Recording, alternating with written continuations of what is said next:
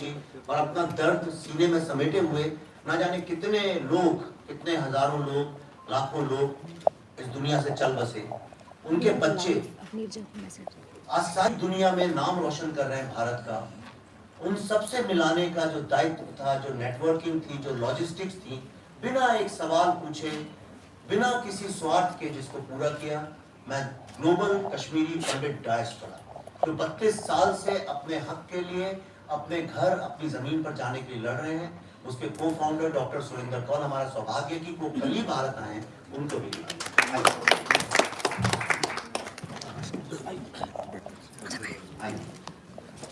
मैं जिस कारण से ये हमने प्रेस कॉन्फ्रेंस की, आप सबने ये देखा, ऐसा कोई नहीं होगा जिसकी आंखें थोड़ी नम ना हो जाए। एक सेकंड आप लोग जरा, मुझे पता है आप, हम भी थोड़ा काम कर रहे हैं, एक सेकंड साइलेंस हो जाइए प्लीज।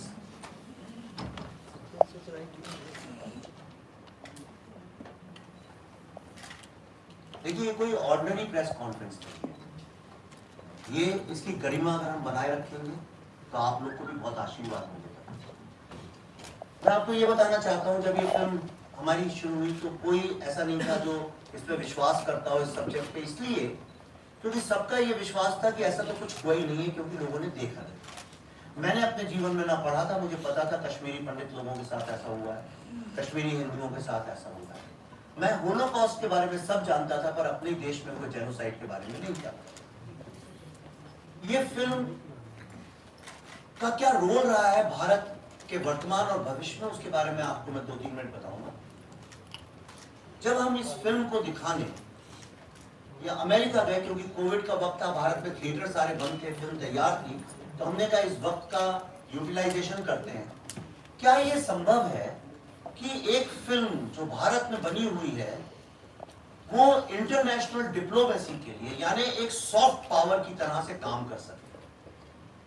जो लोग नहीं जानते उनको मैं बताऊं कि 1945 में जब वर्ल्ड वॉर 2 हुआ था, 1940 और 45 के बीच में, तो अमेरिकन गवर्नमेंट की जो इंटेलिजेंस सर्विस है CIA, उसने व्हाइट हाउस के इंस्ट्रक्शन पे हॉलीवुड के साथ मीटिंग करके हॉलीवुड से रिक्वेस्ट की थी कि ये जो देश की लड़ाई जो है, क्या आप इसमें कोई योगदान दे सकते हैं?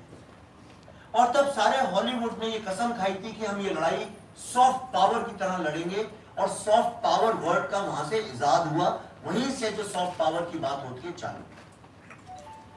हमारी फिल्म इंडस्ट्री भारत की महान सभ्यता, संस्कृति और हमारी एकता, डाइवर्सिटी को, हालांकि हमारी कई तमाम फिल्मों ने उसके बारे में जिक्र किया है, उसको हाईलाइट किया है, लेकिन एक फिल्म भारत के विरुद्ध आज जो युद्ध चल रहा है, भारत एकमात्र ऐसा राष्ट्र है आज पूरे विश्व में जो जिसकी ताकत का अंदाजा विश्व को लग चुका है।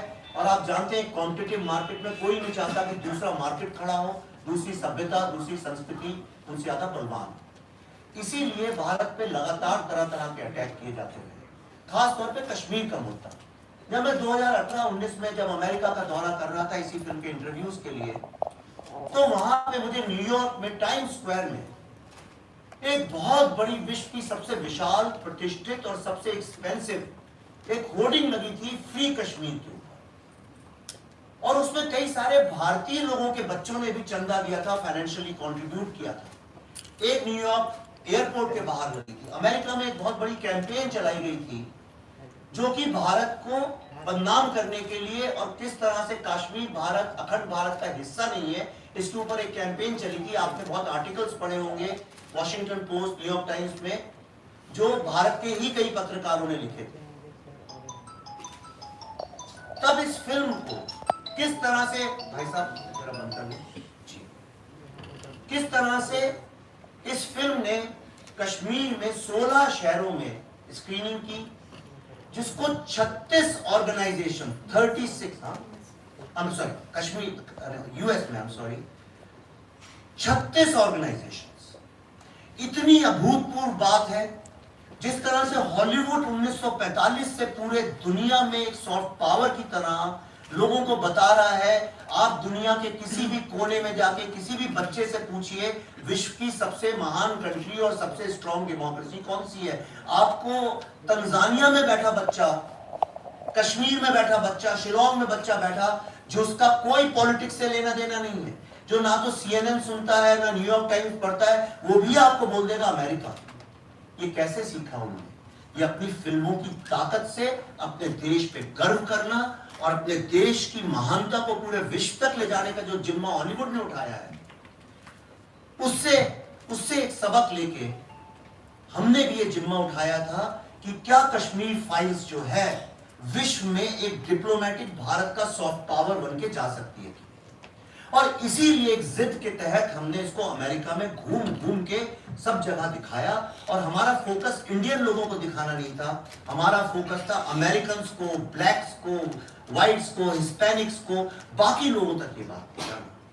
और मैं आपको बहुत गर्व के साथ एक बात बताना चाहता हूं, वॉशिंगटन DC में इस फिल्म को देखने के बाद कैपिटल हिल, जिसको विश्व की सीट ऑफ डेमोक्रेसी बोलते हैं, टेंपल ऑफ डेमोक्रेसी बोलते हैं, और माना जाता है विश्व की सबसे स्ट्रॉन्ग डेमोक्रेटिक संस्था है जो अमेरिका का पार्लियामेंट है। जो नहीं जानते उनके नॉलेज के लिए उसको कैपिटल हिल बोलते हैं, जहां वहां सारे उनके सेनेटर्स और कांग्रेसमैन बैठते हैं। वहां पे इस फिल्म के लिए एक कांग्रेशनल रिसेप्शन रखा गया। उसमें वो भी कांग्रेसमैन जो कि Kashmir anti India Kashmir campaign में सॉफ्ट इनडायरेक्टली या डायरेक्टली इन्वॉल्व थे, उनको भी आके अपनी स्पीच में कैपिटल हिल की छत के नीचे कहना पड़ा कि this was not an exodus, this was a genocide. ये एक इतनी बड़ी डिप्लोमेटिक जीत है जिसकी कल्पना आज करना मुश्किल है, पर आपको कुछ सालों में पता चलेगा। अमेरिका की जितनी टॉप यूनिवर्सिटीज हैं, हार्वर्ड क्लब में हो, चाहे जॉर्जिया टेक यूनिवर्सिटी हो, चाहे यूनिवर्सिटी ऑफ मैसाचुसेट्स हो, यूनिवर्सिटी ऑफ ह्यूस्टन हो, यूनिवर्सिटी ऑफ डेनवर हो, वहां सब जगह इस फिल्म की इंपैक्ट स्क्रीनिंग्स रखी गई, इंटरव्यूज और सब अवेलेबल है यूट्यूब। पर उससे भी ज्यादा ऐतिहासिक चीज मैं आपको बताता हूं। एग्जैक्टली उस जगह जहां पे फ्री कश्मीर कैंपेन पाकिस्तान की लॉबिंग से और भारत के ही कई लोगों के सहयोग से लगाई गई थी, इस फिल्म को देखने के बाद अमेरिका में इसके जो व्यूअर्स थे, जिन लोगों ने देखा, उन लोगों ने स्वेच्छा से बिना किसी के बोले पैसे कंट्रीब्यूट कर करके अंततः उसी टाइम स्क्वायर में जो विश्व की सबसे प्रतिष्ठित, सबसे बड़ी, सबसे महंगी वोटिंग की साइट है, इस 26 जनवरी को कश्मीर फाइल्स का वहां पे वोटिंग लगवाया। और पहली बार अमेरिका के इतिहास में, इसको मैं अंडरलाइन कर रहा हूं, पहली बार अमेरिका के इतिहास में कश्मीर का पूरा मैप न्यूयॉर्क सिटी के टाइम स्क्वायर पे दिखाया गया। जो लोग नहीं जानते उनकी नॉलेज के लिए, अमेरिका में आज तक कभी कश्मीर का पूरा मैप नहीं दिखाया गया है। जो हिंदुस्तानी उनके बच्चों तक ने अमेरिका का कश्मीर का पूरा मैप नहीं देखा है। एक फिल्म की इतनी ताकत है। और अब इसके बाद जिसलिए ये प्रेस कॉन्फ्रेंस बुलाई गई है, मैं उसके बारे में आपको बताऊंगा। भारत के अगेंस्ट एक बहुत स्ट्रॉन्ग लॉबी काम करती रही है वेस्ट में।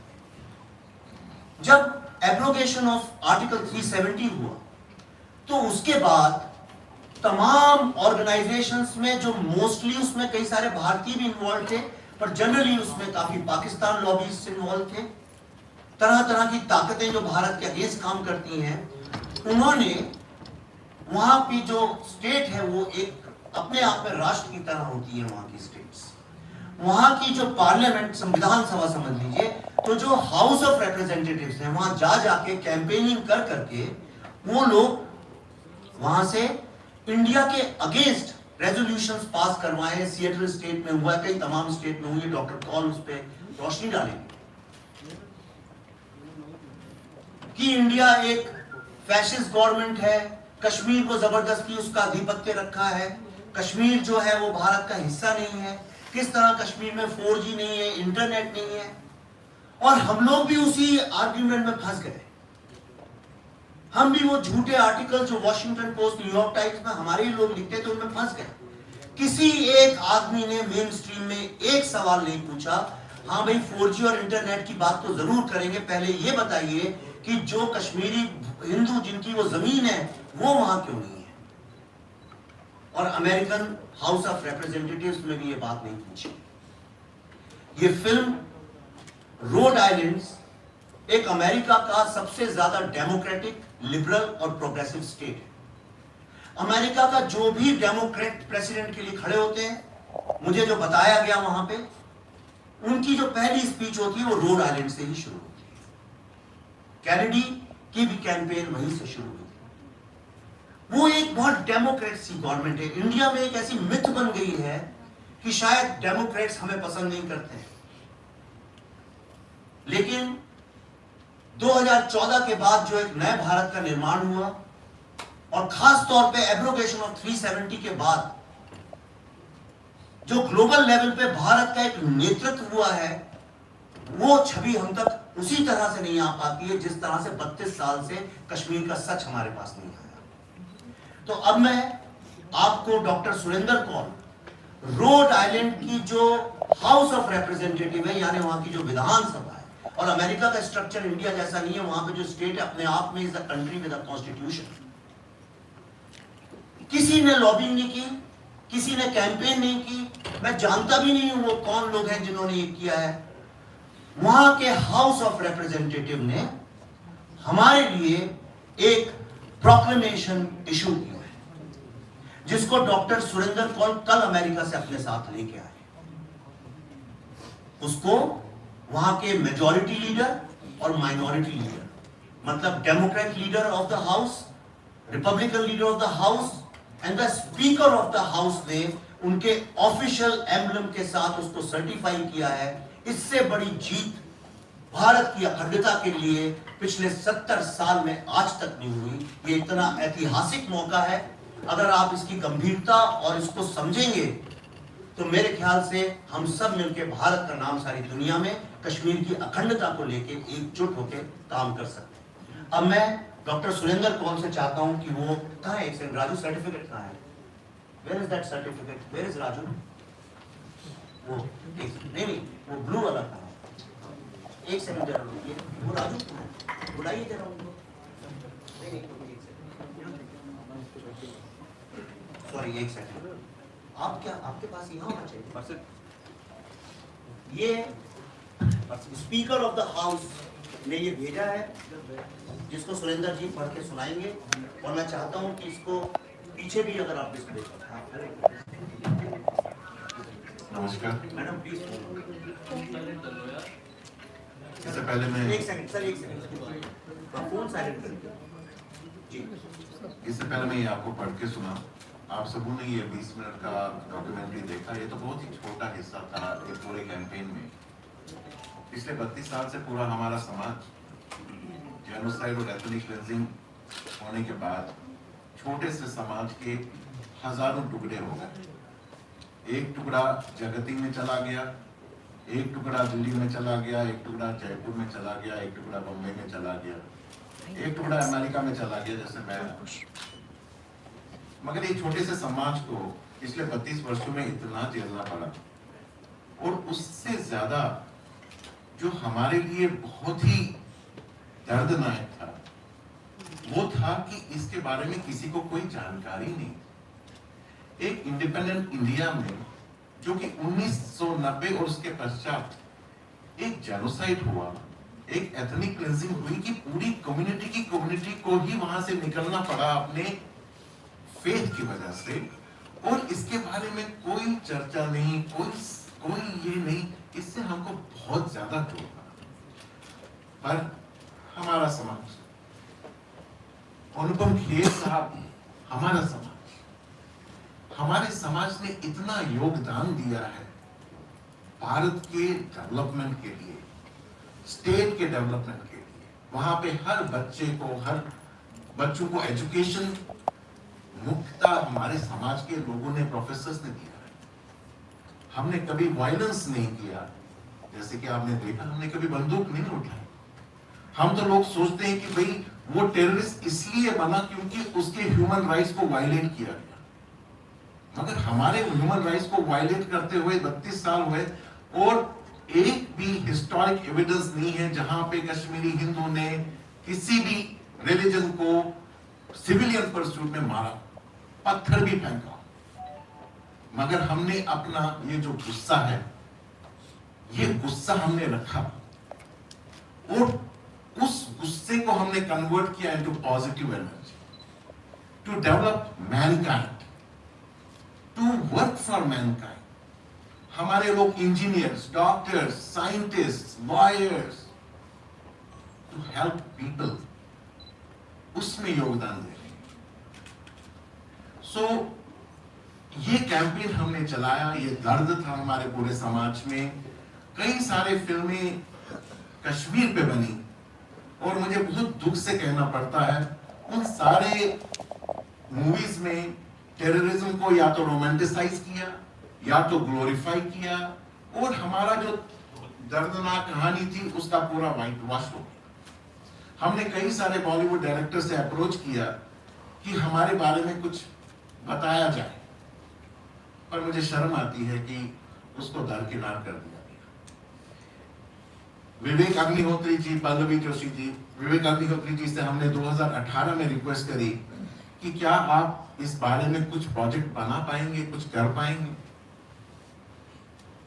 और वहां पे उसके बाद विवेक जी ने एक आध महीना टाइम लेके बताया कि हाँ, ये बहुत जरूरत है कि जो हुआ उसको एक सेलुलाइट सिनेमा पे लाया जाए। और पूरा हमारा समाज ऋणी है विवेक अग्निहोत्री जी पे, पल्लवी जोशी जी पे, कि इन्होंने ये बेड़ा उठाया और एक सत्य का पूरा एक सिनेमा जो है, इसको 700 टेस्टिमोनियल्स इकट्ठा किए, वो भी हर एक के घर जा जाके, जगती में जाके, दिल्ली के जहां पे वो रहते थे उनके घरों पे जाके उन्होंने वो टेस्टिमोनियल्स इकट्ठे किए।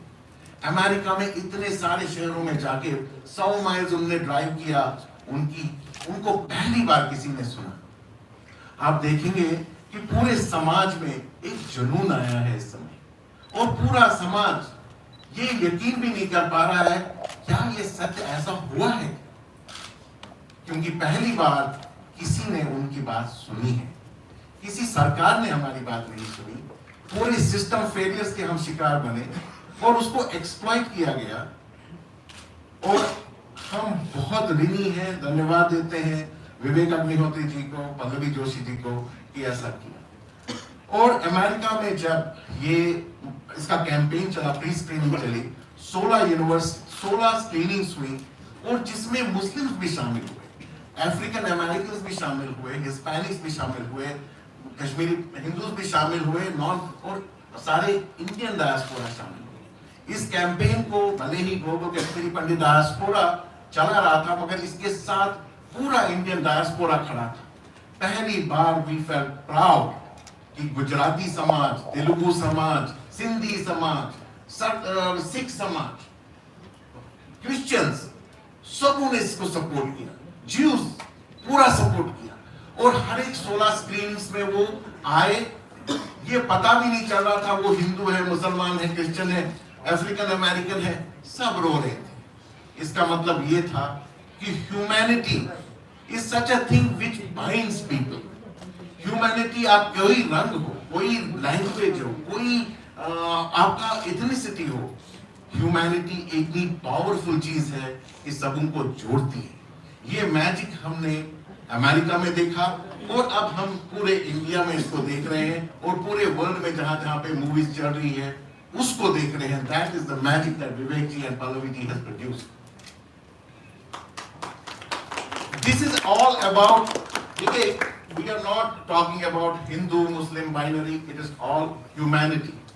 Global terrorism सबों के लिए it's a monster. चाहे वो कोई भी फेथ का आदमी हो, it is a monster. वो एक दिन उसको खा जाएगा। We wanted to create an awareness at a global level. India level पे तो है ही, at a global level. And the product was so strong. जो इन्होंने मैजिक किया, तो प्रोडक्ट इन्होंने बनाया, it is so strong that it melts the heart of any individual who is seeing it. We had lots of Muslims who watched these screenings, in all 16 screenings in US cities. Afghani Muslims, persecuted communities, Yazidis communities, people from other, I'm naming Muslims just to get you an idea, even Muslims were feeling so bad about it. So this is the magic. Iske alawa, we had lots of impact screenings in various universities, such as Harvard University, Massachusetts University, Rhode Island College, all across the US, and some very prestigious institutions like Capitol Hill. वहाँ के congressmen, senators, they endorsed कि जो ये आपके साथ हुआ है, this is the power of cinema, कि जो Democrats थे, जिनको मालूम नहीं था कश्मीर के बारे में, उनको गलत फीलिंग दी गई थी कश्मीर के बारे में, they got कि ये हम तो कोई दूसरी चीज देख रहे हैं. So this movie can change the whole disinformation campaign जो कि some agencies are running. So road देखिए हमारा जो genocide ethnic cleansing हुआ इंडिया के किसी स्टेट ने इसको एंडोर्स नहीं किया, मगर we are thankful to the state of Rhode Island in US जिन्होंने इसका एंडोर्समेंट किया, and I'm going to read that now. यहाँ चल सकता है possible? This is the picture. This is one endorsement. इसके अलावा there has been endorsements from many states and governors जिन्होंने जहाँ पे स्क्रीनिंग हुई उन्होंने प्रोक्लेमेशन दिया है विवेक जी को appreciating what he has done for humanity. Now I'm going to read it out. State of Rhode Island citation. Be it hereby known to all that the Rhode Island House of Representatives hereby offers its sincerest congratulations to Vivek Ranjan Agnihotri, director and filmmaker, and Pallavi Joshi, producer and actress, in recognition of the premiere of the Kashmir Files, detailing terrorism and extremism by memorializing the events of 1990 in which 500,000 Kashmiri Hindus were ethnically cleansed in the Kashmir Valley by Islamic gangs and forced to live as refugees. Let me read it again. So in recognition of the premiere of the Kashmir Files detailing terrorism and extremism by memorializing the events of 1990 in which 500,000 Kashmiri Hindus were ethnically cleansed in the Kashmir Valley by Islamic gangs and forced to live as refugees. The entire membership, I repeat, the entire membership extends its very best wishes on this memorable occasion and express the hope for continued good fortune. Given this day at the State House of Providence, Rhode Island, proposed by Representative Brian Patrick Kennedy, Speaker pro tempore, and signed by A. Joseph Shekarchi, Speaker of the House, signed by Christopher R. Blazinski, Majority Leader, Blake A. Filippi, Minority Leader.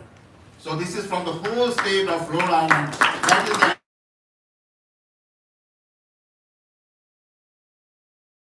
the countries, they are endorsing our plan. So thank you so much. I'll give back to Vivek. मैं इसके बाद चाहता हूँ सब लोग इसको आपके सामने पकड़े, आप फोटो खींच सकते हैं और इसकी डिजिटल कॉपी भी आपको मिल जाएगी। पर एक पॉइंट मैं फिर से दोबारा जिंदगी भर हाईलाइट करना चाहता हूँ। आप पूरी दुनिया रुआंडन जेनोसाइड के बारे में जानती है, अर्मीनियन जेनोसाइड के बारे में जानती है।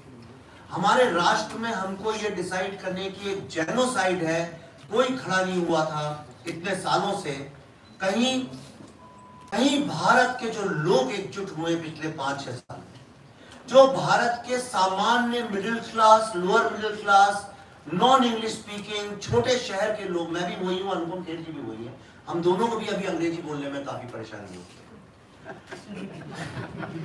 सॉरी आप अंग्रेजी तो जो भारत का जन जन है, ऐसा कुछ भारत में निश्चय कर लिया गया था, उसकी आवाज तो सुनेंगे नहीं, बाकी सबकी आवाज सुनी जाएगी। चंद लोग, मुट्ठी भर लोग डिक्टेट करते थे कि क्या सही है क्या गलत है, पर जो ये एक नई चेतना, एक नया नेतृत्व, एक नई एकजुट होकर आगे बढ़ने की जो हमारी फीलिंग है, मैं ये शब्द इसलिए इस्तेमाल कर रहा हूं कि अब ये वक्त आ गया भारत समझे यूनाइटेड होने का मतलब क्या है। एक फिल्म ने सारे भारतीयों को, 80 साल की महिलाओं से लेकर 18 साल के लड़कियों लड़कों को एक फिल्म ने इस तरह जोड़ा है कि आज मैं एक वीडियो अभी डालूंगा थोड़ी देर में, उसमें व्हाइट्स ब्लैक्स सारी दुनिया के रो रहे हैं, चिल्ला रहे हैं, कह रहे हैं ये हमको पहले क्यों नहीं बताया इंडिया के लोगों ने। जब डॉक्टर साहब एक बहुत बड़े डेमोक्रेट लीडर से मिलने गए थे, और वो इंडियन कॉकस के चेयर भी हैं मिस्टर मार्क वार्नर, उन्होंने इनसे यही बात बोली थी कि पाकिस्तान के तो लोग रोज आके हमें बताते हैं कि कश्मीर क्यों भारत का हिस्सा नहीं है। भारत की पुरानी सरकारों ने एक बार भी हमको ये नहीं बताया कि भारत का अखंड हिस्सा है कश्मीर, और ये पहली बार हमें जानने को मिल रहा है।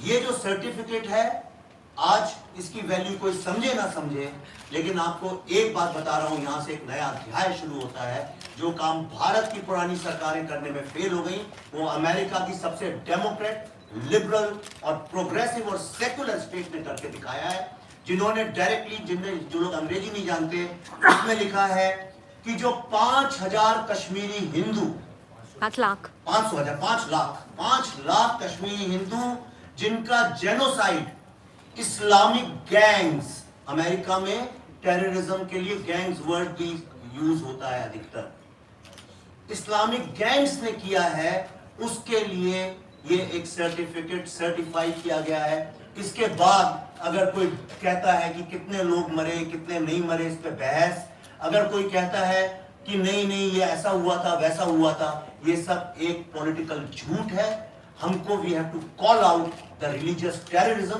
जिसके हम सब विक्टिम्स। मैं चाहता हूं खेर साहब हम सब इसे पकड़ें। आइए आइए अभिषेक, आप सब इसकी फोटो ले सकते हैं। ये एक ऐतिहासिक फोटो, इसका दोस्तों इसका महत्व सिर्फ इसलिए नहीं है कि इसको एक अमेरिकन ने दिया, इसका महत्व ये है, इसका सबसे बड़ा महत्व जो है कि हमें इस बात को बार बार डंके की चोट पर छाती पीट पीट के बोलना पड़ा पिछले 32 साल से कि 5 लाख कश्मीरी पंडितों को निकाल दिया गया है। बार बार बोलना पड़ा। ये आदित्य राजपाल यहाँ पर खड़े हैं, आपके दोस्त हैं, ये इनको बोलना पड़ा, ग्लोबल कश्मीरी डायस्पोरा के लोगों को बोलना पड़ा, अशोक पंडित को बोलना पड़ा, अपने सुशील पंडित को बोलना पड़ा। लेकिन आज इस सर्टिफिकेट से इसकी हिस्ट्री में बात होगी, इसलिए इसका इम्पोर्टेंट है, इसलिए हम सब इसके साथ खड़े हैं।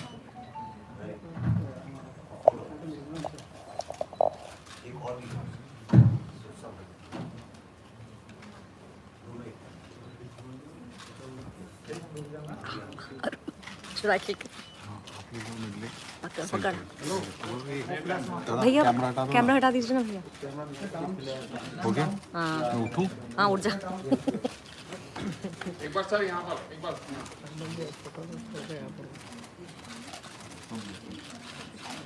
धन्यवाद। इसकी डिजिटल कॉपी आप भिजवा दीजिए सर, आपको डिजिटल कॉपी मिल जाएगी। अब आप जो चाहें सवाल, जिससे चाहें वो सवाल। मेरा एक सवाल अनुपम खेर साहब से है। मैं श्रीकांत भाटिया हूँ sir, senior journalist. Anupam Kher साहब, आप खुद कश्मीरी पंडित हैं, आपने खुद कहा कि 32 साल से लोगों को पता नहीं लगा। अब जब लोगों को पता लगा है और भारत सरकार ने भी 370 धारा खत्म कर दी और कश्मीर में स्थिति सामान्य हो रही है, क्या आपको लगता है कि अभी राइट टाइम है सारे कश्मीरी पंडितों को वापस कश्मीर और श्रीनगर जाना चाहिए? राइट टाइम तो 32 साल से था जी, राइट टाइम अभी नहीं था। मगर At least this government abrogated Article 370, 35A. हम तो बाहर के लोग तो कभी जमीन खरीद नहीं सकते थे वहां पर, जिनके घर थे वो वहां पर रहते थे सालों से, सदियों से, उनको वहां से निकाल दिया गया था। लेकिन इस फिल्म से और आर्टिकल 370 के एप्लीकेशन से और बाकी प्रयासों से ये ऐसा होना शुरू होगा। लेकिन चेंज बहुत साइलेंट होती है। चेंज का एहसास ब्लैक एंड व्हाइट में नहीं होता कि कल 25 लोग ट्रेन लेके चले गए या बस लेके चले गए वो हो जाएगा। मुझे लगता है कि अगले आने वाले सालों में अगर 30 साल बाद, 40 साल बाद हम नहीं, हमारे बच्चे वहां जाकर रह सकेंगे तो ये हमारी उपलब्धि होगी। देश को आजाद होने में 200 साल लग गए थे, 200 साल, और उन 200 सालों में कितने लोगों को, उससे पहले 800 साल मुगलों ने राज किया हम पर, 200 साल ब्रिटिश लोगों ने राज किया, कितने लोगों की जानें गई। मुझे लगता है कि अभी जो ये प्रतिक्रिया हुई है उसमें फर्क पड़ेगा और वापस हम अपने घर तो भी देश में जहां सब लोग साथ में रहते हों वहां पर बड़ा मुश्किल होता है किसी को निकालना। लेकिन जब सिर्फ 2 कम्युनिटीज रहती हैं, ये भारत के अलग अलग शहरों में हो रहा है कि चलो इनको भी निकाल दें, तो आई थिंक उसकी वजह से भी उस पर भी फर्क पड़ेगा। और ये I am N optimistic person, optimism का नतीजा है कि आज ये फिल्म बनी। हमने, ये कौल साहब ने बोला कि कभी बंदूक नहीं उठाई, कभी मुझे नहीं, हमने विद्या का इस्तेमाल किया, हमने अपनी नॉलेज का इस्तेमाल किया। उन्होंने पेशेंटली वेट किया, उन्होंने बोला कि बहुत सारे डायरेक्टर से बात की थी, फाइनली विवेक ने भी रातों रात फिल्म नहीं बनाई, 4 साल इन्होंने इस पर रिसर्च किया, 700 लोगों को ढूंढा और हर जगह, ये जब भी कहीं ट्रैवल करते थे मुझे कहते थे आज हम यहाँ गए, मुझसे भी न्यूयॉर्क में मिलने आए थे इसी टॉपिक बात करते। So I am sure things will change, it takes a little time. और एक झटका जो अभी लगा इस फिल्म का, और मैं I am very moved personally both as an actor and as a Kashmiri Pandit that the world is supporting this film, world, not normally, पूरे जोरों शोरों से। Thank you. So this is Sanjay Agarwal. This is sir. I just watched this movie. So my name is Sanjay Agarwal. I work for World News 24/7 at Portal. Sir. So I watched this movie at the special screening where the minister had come in, sir. And I had 3 questions. One is for Pallavi ji, that she was in a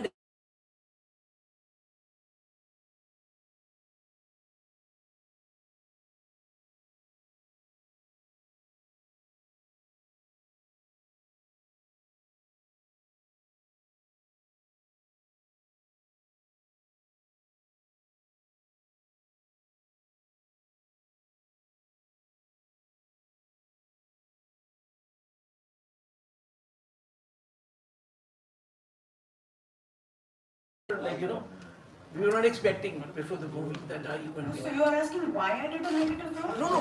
I said, have you done something like this before? We haven't. So you could tell us about it. Yeah, Tashkent also Vivek cast me. Because you walked out of the film, you know, at the last moment. So you walked out. Yeah, actually, I think after having gone through this research and having spoken to over 700 Kashmiri Pandits, you've seen how painful the whole research was for us. I think somewhere both Vivek and I, we started feeling like we also have become Kashmiri Pandits. We started understanding their culture so well. We understood their pain so well. We were living the pain for that month and a half that we traveled in US. And then, of course, the other places that we went to subsequently in the 2 years, 3 years of research that we did. कभी-कभी एक वक्त ऐसा आ जाता है आपके जीवन में कि आपको लगता है कि ये जो है इसके सामने इनका जो डीमन है वो बहुत बड़ा होगा, तो आप उसको अपने दिमाग में बहुत बड़ा कर लेते हैं। और वही कुछ मेरे साथ हुआ और मुझे ऐसा लगा कि ये कितना बड़ा इनका जो विलन है वो कितना बड़ा है, ये शायद कोई और ना समझ पाए, मैं समझ सकती हूँ क्योंकि मैंने इनकी सुनी है सब लोग। And that's why I decided to do this role, because I wanted to be that face that every Indian should hate, because I understood it so well. Thank you. Vivek ji, good film. Congratulations for your painstaking efforts making this film. What I'm asking you, You said it is a lobby, powerful lobby. Does it mean powerful lobby is correct? Does it mean powerful lobby obstructions your work in the when you making the film, or it is the pre-planned the terrorism, the way the terrorism in the Kashmir genocide? हाँ, अब देखिए इसका जवाब इतना लंबा नहीं दूंगा। आप फिल्म अगर आपने देखी है और जिनने देखी है, I will see. आप देखिएगा तो जिनने देखी है वो जानते हैं। उसमें एक डायलॉग है पल्लवी जी का, गवर्नमेंट चाहे किसी की भी हो, एस्टेब्लिशमेंट तो हमारा है, या सिस्टम तो हमारा है।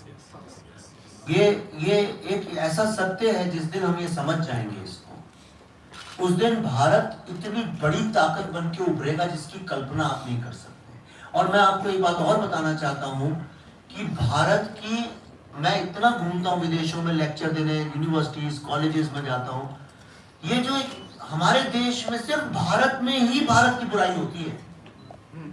सिर्फ भारत में ही लोगों को ऐसा लगता है कि विदेश में हमारी इमेज अच्छी नहीं है। क्यों लगता है? क्योंकि हमारा, सॉरी माफ करिए, आप सब बड़े इंपॉर्टेंट है, लेकिन हमारा मीडिया हर समय ये बताता है कि वॉशिंगटन पोस्ट में, न्यूयॉर्क टाइम्स में क्या लिखा है। आप ये देखिए, ह्यूमैनिटी इंडेक्स अभी आया था क्या, डेमोक्रेटिक इंडेक्स करके, ऐसे कुछ आते रहते हैं, मैं ज्यादा ध्यान नहीं देता हूं, पर एक एग्जांपल देता हूं। उसमें भारत का नंबर बहुत नीचे है।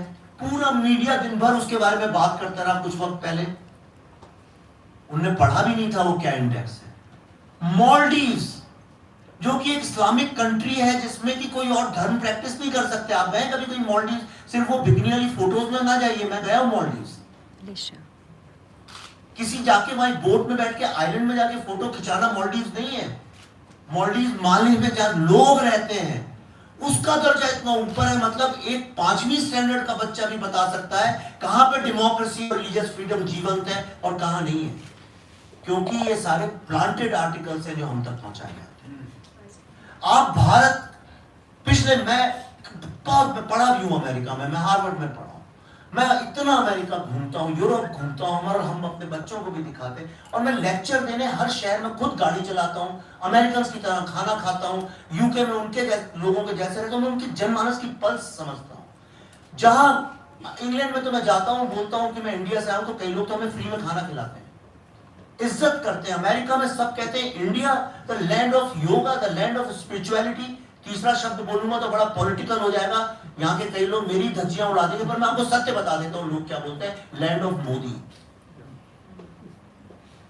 ये अच्छा लगे चाहे बुरा लगे, ये सत्य। ये एक नया उदय हो रहा है भारत का।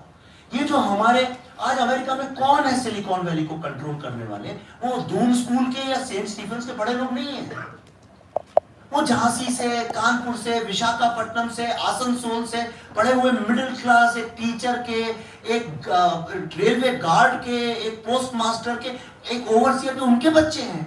आप और हम जैसे लोग हैं, उनने जाके जो भारत, भारतीयता और जो एक हिंदू सभ्यता है, हिंदू यहाँ पे मैं बहुत इंक्लूसिव बोल रहा हूँ क्योंकि बड़ा टची सब्जेक्ट होता है बोलना, क्योंकि अल्टीमेटली सभ्यता तो हिंदू ही है। 5000 साल पहले जो शुरू हुई वो राष्ट्र तो वहीं से शुरू हुआ, फिर लोग आते गए और हमको वेलकम करते गए। भारत एकमात्र राष्ट्र है, समाज है पूरे ह्यूमैनिटी के इतिहास में, अंडरलाइन कर रहा हूं, ह्यूमैनिटी के इतिहास में भारत एकमात्र ऐसा समाज है जिसको 1000 साल तक माइनॉरिटी ने रूल किया है। 1000 साल तक विश्व की सबसे बड़ी इकोनॉमी, जिसको नॉलेज सेंटर माना जाता था, जिसको पूरे वर्ल्ड ने, ग्रीक्स ने, रोमन्स ने बोला, अगर ट्रांसलेट करूं तो it was the silicon valley of that time, उसको ध्वस्त कर दिया, बर्बाद कर दिया, गरीब बना दिया, पूरी तरह से डिस्ट्रॉय कर दिया गया। 1000 साल तक हम सहन करते रहे, और जब भारत आजाद हुआ तब हमने कहा कोई बात नहीं, जिनने हमारे पे जुल्म किए हैं, हम पे पीड़ित किया है, उनको भी समान अधिकार है। उसे कहते हैं ह्यूमन राइट्स।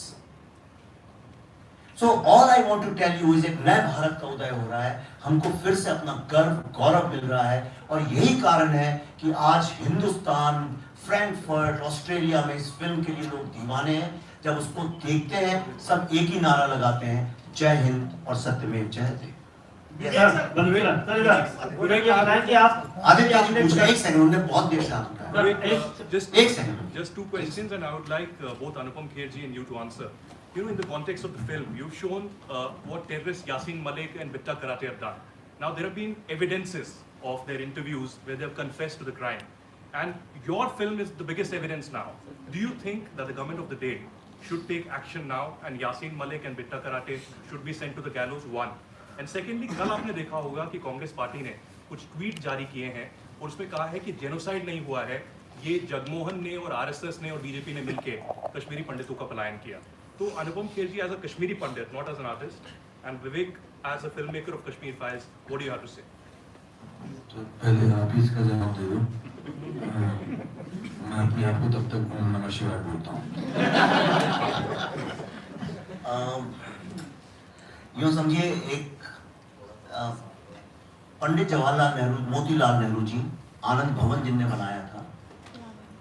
पंडित मोतीलाल नेहरू जी ने आनंद भवन, एक बहुत बड़ा महल जैसी कोठी है, वो राष्ट्र को दान कर दिया था.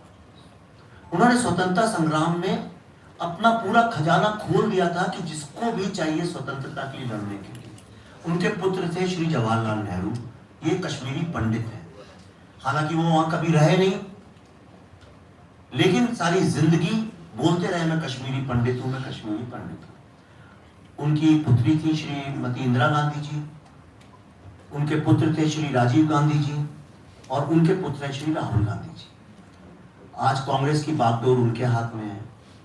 अगर एक वंशज के, एक उच्च कुल के पोते पोतियां अगर अपने ही दादा और नाना की नाक कटाने पे तुल जाएं, तो पड़ोसी लोग क्या कर सकते हैं? ये उनके घर का मामला है. वो अपनी बेइज्जती अपने पुश्तों की करना चाहते हैं, तो ये उनका एक डेमोक्रेसी में अधिकार है. मैं इतना ही बोल सकता हूँ. अब आपको समझ में आया कि मैं क्यों नहीं बोल रहा था. मैं इस बात को थोड़ा दूसरे तरीके से बोलता. इसके बहुत सारे तरीके से इसके जवाब हो सकते हैं. और मुझे my grandfather and my father, जिनके ऊपर मैंने ये फिल्म अपने कैरेक्टर को बेस किया, पुष्कर नाथ जी मेरे फादर का नाम था.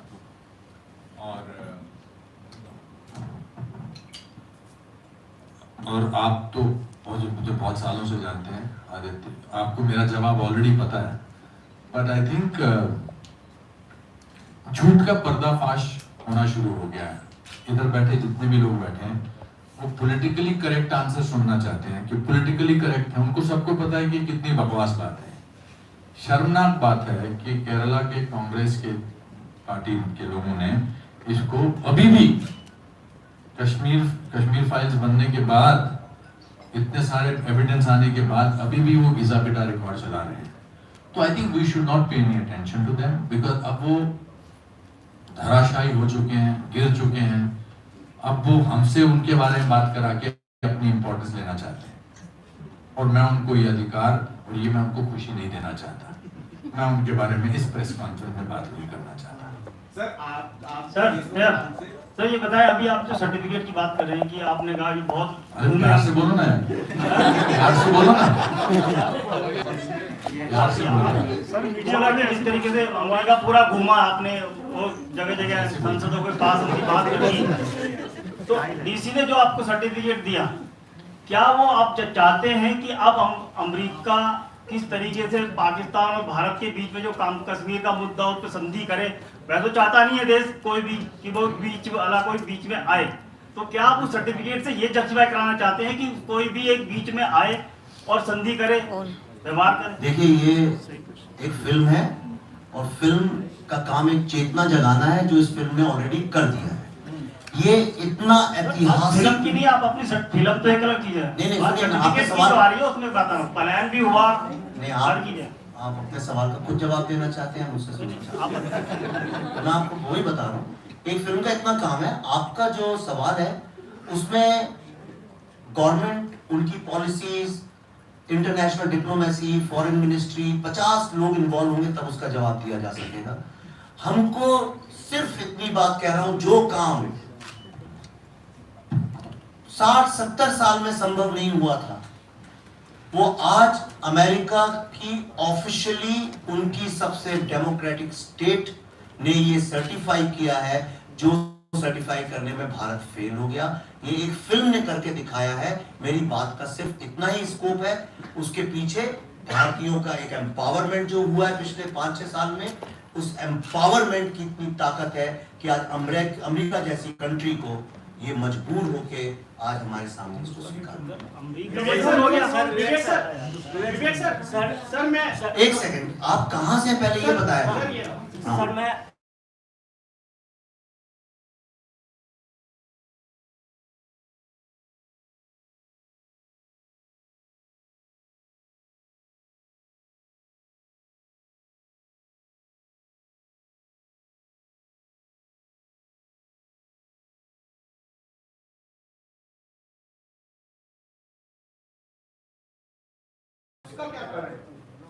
ऐसा कहना गलत है बिल्कुल भी। आपने लास्ट सीन देखा है फिल्म का, तो वो और क्या है? अब वो यानी ये एक अच्छी फिल्म बनाने का तरीका है। अगर मैं ऐसे क्रूड फिल्म बना दूं कोई मतलब नहीं है। मैं ऐसी फिल्म बनाना चाहता था जो संवेदनशील हो और पूरी ह्यूमैनिटी को समझ में आए, और इसका यूनिवर्सल रेजोनेंस ऐसा है कि आज पूरे विश्व का ऐसा कोई देश नहीं है, आप यकीन नहीं करें, कभी आपने सोचा था कि फिनलैंड से फिनिश लोग रिक्वेस्ट भेजेंगे कि हमें ये फिल्म देखनी है, इसकी बड़ी चर्चा है। कभी आपने सोचा था कि केनिया के गांव में लोग इस फिल्म को देखना चाहेंगे? किसने सोचा था कि फ्रैंकफर्ट जब 4 लोग इकट्ठे नहीं होते हिंदी फिल्म देखने को, वहां पे बाहर क्यूज लगी होंगी और भारत माता की जय और जय हिंद के नारे लगे होंगे। तो इसकी सेंसिबिलिटीज थोड़ी सी इंटरनेशनल है। मेरा मकसद था पूरी दुनिया तक भारत का सच ले जाना। और दूसरा, मैंने आज तक विश्व में, मैं एक बात कहना चाहता हूँ, दिल से कहना चाहता हूँ, इतना प्लीज मेरे को 1 मिनट दीजिए। पूरे विश्व में मैंने आज तक जो आज कश्मीर जेनोसाइड पे भी लोग सवाल उठाते हैं, उन लोगों को भी कभी शिंडलर्स लिस्ट के ऊपर सवाल उठाते नहीं देखा। एक सवाल उनकी प्रेस कॉन्फ्रेंस में सवाल तक नहीं उठते हैं। वो तो किसी ने देखा भी नहीं है भारत में, पढ़ा भी नहीं है, लेकिन हम उस पर बिलीव करते हैं। और जो हमारे ही भाइयों बहनों के साथ हुआ उस पर हम लोग इतने सवाल उठाने के क्यों हमारा है, ये मैं समझना चाहता हूँ इस बात को। सर मैं अनुपम सिंह और इंडिया एक एक करके आएंगे तो बड़ा एक गरिमा बनी रहेगी। नहीं, मैंने हर विषय पे फिल्म बनाने का ठेका भी नहीं लिया है। मैं उन्हीं फिल्मों पे, मैं सिर्फ उन पे फिल्म बनाऊंगा जिसपे और कोई फिल्म बनाने से डरता है। मेरा एक सवाल है, मैं इंडिया टुडे से हूँ सर। क्या नाम है आपका? मेरा नाम दीपाली है sir. Hi Deepali. I wanted to ask you, why did it take 32 years to come with a film like this? And why has Bollywood never made a film on Kashmir issue? देखिए, कश्मीर पे film नहीं बनी, ये myth है। कश्मीर पे 7-8 बहुत बड़ी फिल्में बनी है जो भारत के सबसे बड़े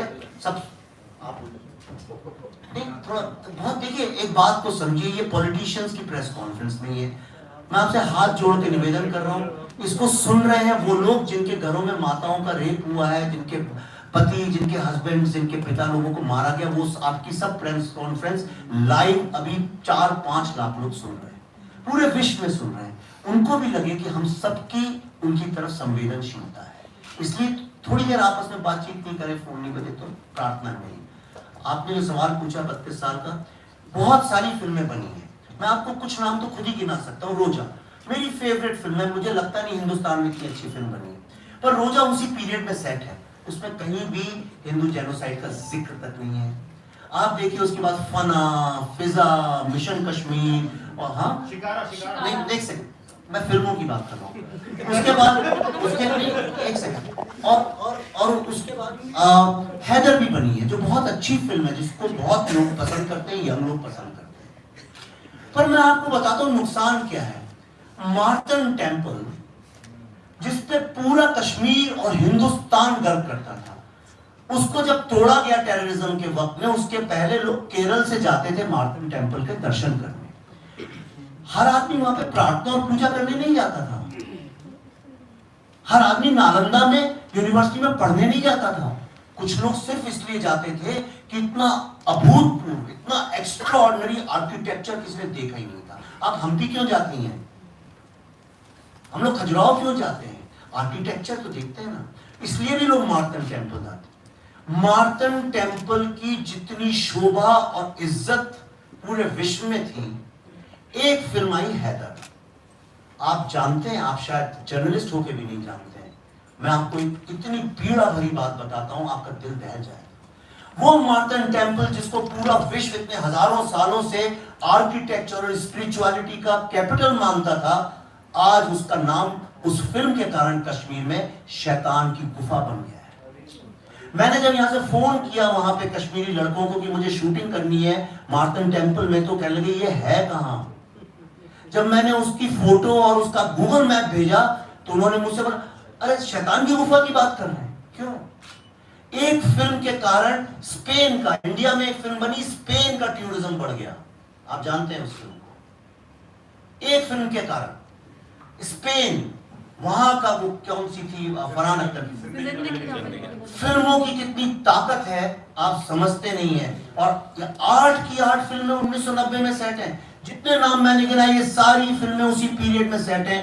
एक फिल्म में कश्मीरी हिंदू शब्द तक का इस्तेमाल नहीं हुआ है। 4000 लोगों की मृत्यु और रेप का तो जिक्र तक नहीं है।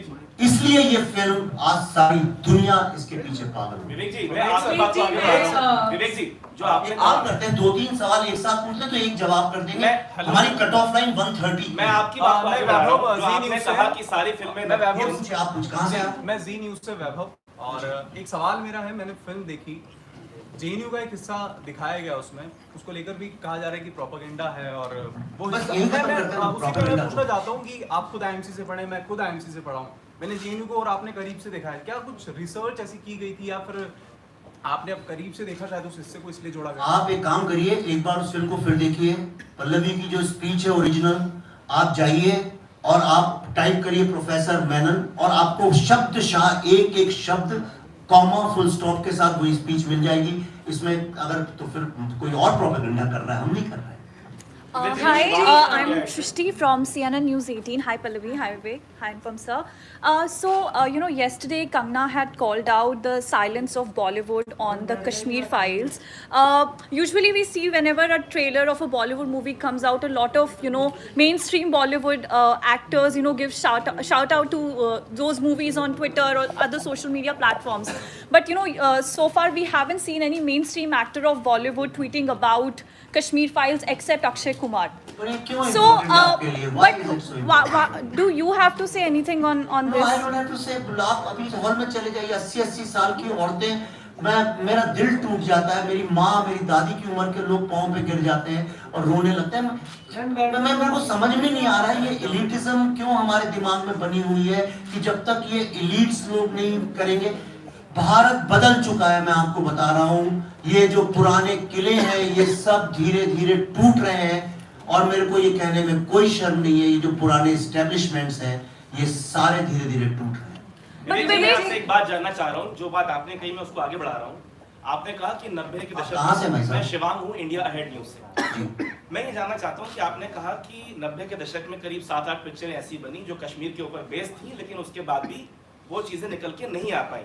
मेरा सवाल ये है कि क्या आपको और अनुपम साहब को ऐसा लगता है कि राजनीतिक हालात जो 2014 के बाद भारत में बने हैं उससे आपके हाथ मजबूत हुए हैं, और वही एक बड़ा कारण है कि दिल्ली में जो सरकार आज सत्ता पे काबिज है उसकी वजह से आप इस फिल्म को, इसका निर्देशन करने के लिए तैयार हो पाए, और ये फिल्म इतने बड़े प्लेटफॉर्म पे न केवल भारत में बल्कि दुनिया में आज आप दिखा पा रहे हैं?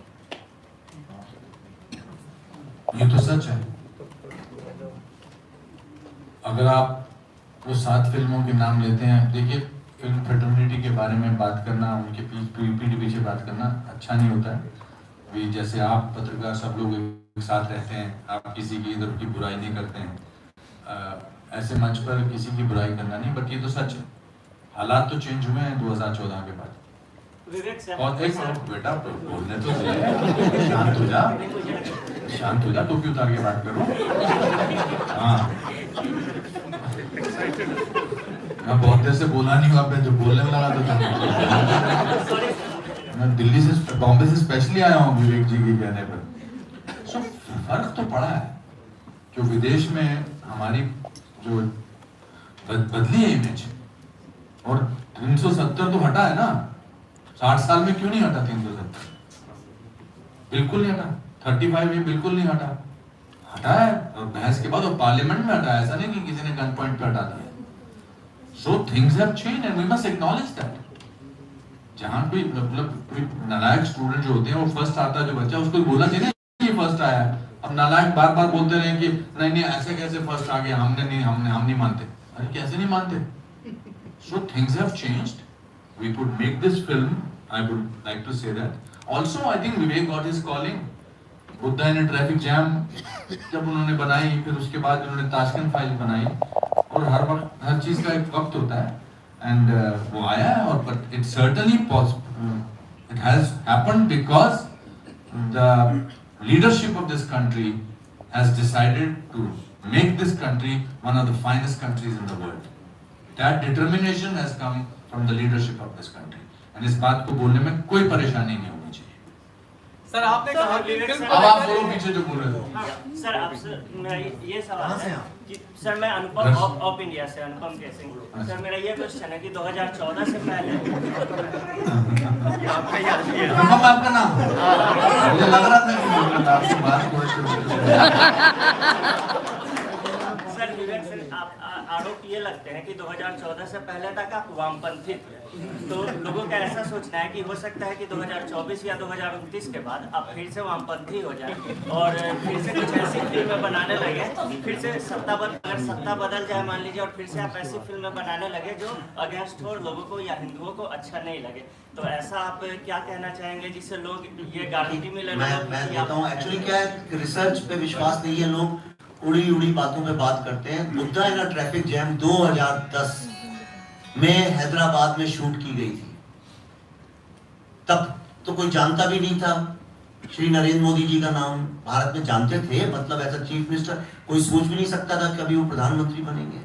तो 2010 में जो film Indian school of business जो वर्ल्ड के टॉप 10 बिजनेस स्कूल्स में है, उनके स्टूडेंट्स ने बनाई है वो फिल्म। मैनेजर डायरेक्ट उनने पैसे इकट्ठे किए, उनका आइडिया था, उनने स्पॉन्सर की, और उनको आवाज नहीं मिल रही थी क्योंकि भारत में एक अनरिटन कॉन्स्टिट्यूशन था कि कश्मीरी हिंदुओं के बारे में बिल्कुल बात नहीं होगी, नक्सल्स के अगेंस्ट बात नहीं होगी, डाकुओं के अगेंस्ट नहीं होगी। हमने डाकुओं को बहुत ग्लोरीफाई किया फिल्म में। आप देखिए विनोद खन्ना जी, शत्रुघ्न सिन्हा जी की ईरा की फिल्में, वहां डाकू तो भगवान होता था, गरीब आदमी था। हमने स्मगलर्स को ग्लोरीफाई किया, जस्टिफाई किया है। हमने हर तरह के आतंकियों को और देश के दुश्मनों को जस्टिफाई किया है। 2010 में बुद्धा इन ट्रैफिक जैम एक पहली फिल्म थी जिसने हिम्मत की ये बोलने की कि ये नक्सल्स जो हैं 50 साल से इस देश को दीमक की तरह खा रहे हैं, और उसमें उनको सपोर्ट करने वाले हमारी लेफ्टिस्ट ह्यूमैनिटी यूनिवर्सिटीज के प्रोफेसर्स हैं। खेर साहब ने वो रोल किया। ताशकंद फाइल्स जो है आपने 2000 उसमें देखी, उसकी प्रोसेस 2000 के पहले शुरू हो चुकी थी। कश्मीर फाइल्स जो फिल्म है ये एब्रोगेशन ऑफ 370 के पहले वो 2018 में शुरू हो चुकी थी। तो इससे मुझे फर्क नहीं पड़ता, लोग तो देखिए लोगों का काम है कहना, कुछ बोलेंगे। आपने फिल्म देखी कि नहीं ये बताइए, बस आप फिल्म देखिए। अच्छी लगी? हाँ बिल्कुल, रात के 3 बजे जाके देखा था। सर एबीपी न्यूज से अमित भाटिया।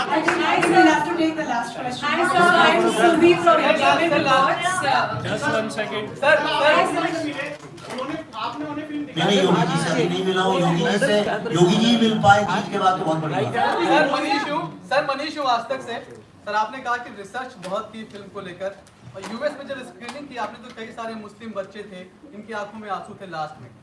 रिसर्च का ये हिस्सा कश्मीर कितनी बार पहुंचे आप, और क्या अभी कश्मीर के जो यंग मुस्लिम्स हैं, जो बच्चे हैं, उनका फिलहाल माइंडसेट क्या है इस पूरे जेनोसाइड को लेकर? बहुत अच्छा जवाब है, मेरे ख्याल से ये शायद आखिरी जवाब होना चाहिए क्योंकि बाकी लोग पॉलिटिक्स में बात करें। इसका आधा जवाब मैं दूंगा, आधा पल्लवी जी देंगी।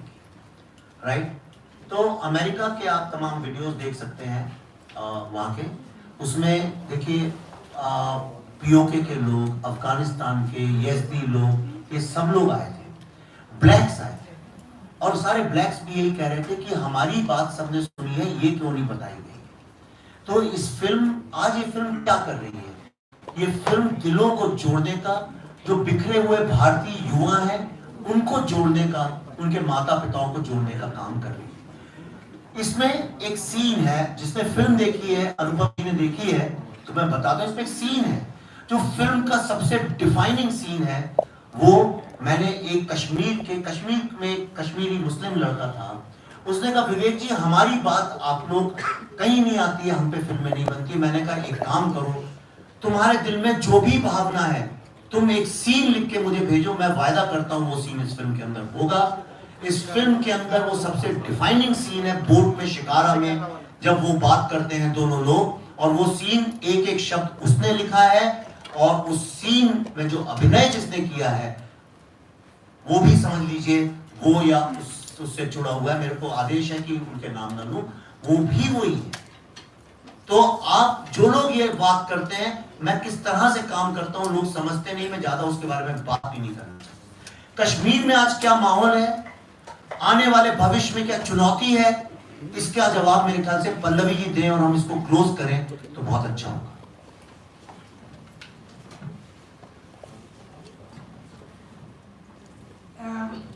2018 में हम लोग एक शो बना रहे थे भारत की बात नाम से, और वहाँ हम लोग शिकारे में, मेरी आवाज़ तुम्हारी जितनी बड़ी नहीं हो सकती, मैं कुछ भी कर तो हम लोग शिकारे में शूट कर रहे थे और मेरे साथ कुछ बच्चे थे वहाँ पे। बहुत छोटी सी बहुत प्यारी बच्ची थी, बात नहीं कर रही थी पहले, बहुत शाय थी। थोड़ी देर के बाद वो उनसे बात करने लगी और कुछ और चेंज हो रहा था।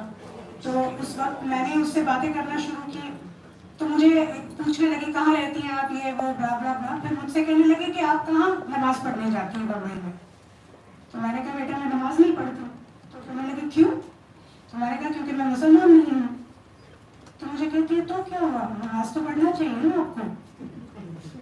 वो बहुत प्यारी बच्ची थी, छोटी, 4-5 साल की हो गई होगी 7-8 साल की वो। उस बेचारी को यही नहीं पता था कि बाकी फेथ के लोग भी इस दुनिया में हैं, जिनके उनके जो मालिक है उसके सामने प्रेयर्स करने के ढंग अलग हो सकते हैं। तो हमने एक पूरे स्टेट से, जो इंडिया की हमारी सबसे खूबसूरत चीज़ है डाइवर्सिटी, वही हमने निकाल दिया। अब यही बच्चा जब आप सोच लीजिए ये बड़ी होगी, 18 साल में ये वोटिंग करना शुरू करेगी, तो इसके सामने क्या सच्चाई होगी और किस बिना पे वो एक सरकार चुनेगी अपने राज्य में। तो हमने कभी एक्नॉलेज नहीं किया 32 सालों में कश्मीरी पंडितों का दर्द, इनकी सच्चाई को हमने कभी स्वीकारा नहीं, और हमने उस स्टेट को भी देखिए क्या बना के रखा है। तो मैं समझती हूँ कि कश्मीर आज 370 हटने के बाद हम सब कश्मीर जा सकते हैं, हम सब अपने घर बना सकते हैं वहाँ पे।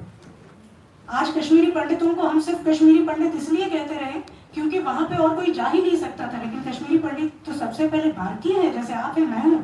हम राजस्थान के किसी आदमी को ये नहीं कहते राजस्थानी है या तमिलनाडु का है, पर इनको कश्मीरी पंडित जरूर कहते हैं इनको, लेकिन भारतीय इनको कहना शुरू करना चाहिए। और वहाँ की जो डेमोग्राफी है वो पूरी बदलनी बहुत जरूरी है। भारत अखंड होना चाहिए, और इसकी वजह से ये मेरे दिल को बहुत हर्ट किया था इस बात ने। और वो बच्ची बेचारी इतनी प्यारी है, उसको पता चलना चाहिए वो किस देश में रहती है और क्या खूबी है उसके देश की। Thank you very much. एक सेकेंड, थोड़ा सा लास्ट में सुरेंद्र कौल जी आप सबको धन्यवाद करना चाहते हैं सारे कश्मीरी हिंदुओं के बिहाफ पे।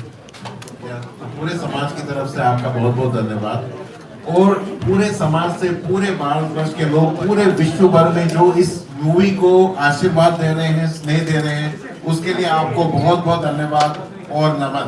पहली बार ऐसा एहसास हो रहा है कि पूरे लोग इस power, people's movement, people's movie उसको बना रहे हैं, उसके लिए बहुत बहुत धन्यवाद। Thank you.